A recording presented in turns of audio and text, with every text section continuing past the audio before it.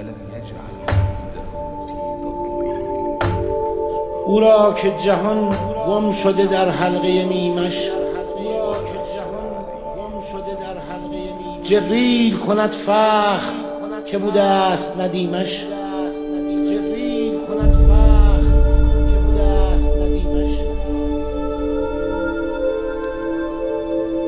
زانو زده پیشش ادب و مهر و کرامت، تا درس بیاموزند از خلق کریمش.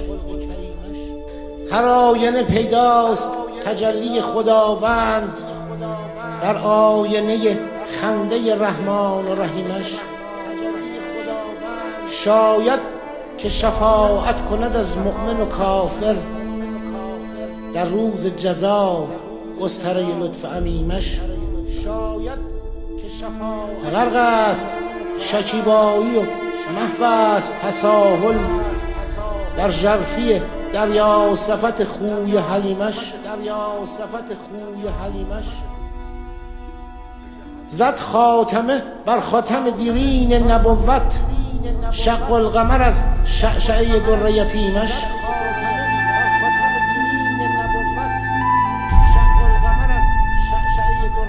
آن همت والا که جهانی نتوانست، هرگز بفریبد به متاع زر سیمش.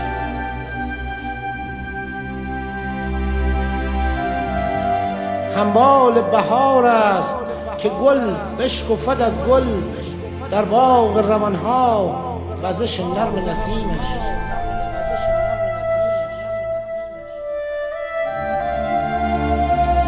تابنده تر از مهر ببین شمسه نامش، مهتاب غباری که فشانده است گلیمش. شاهد شده شعرم را سوگند لعمرک، آن مدح که فرموده خداوند علیمش. کرده است اگر ابلهی از جهل جسارت، جاوید محمد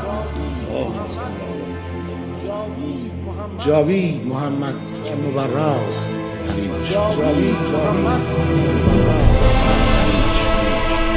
ألم يجعل كيدهم في تضليل وأرسل عليهم طيرا أبابيل. ای پیامبر، آیا ندیدی که پروردگار تو با فیل سواران چه کرد؟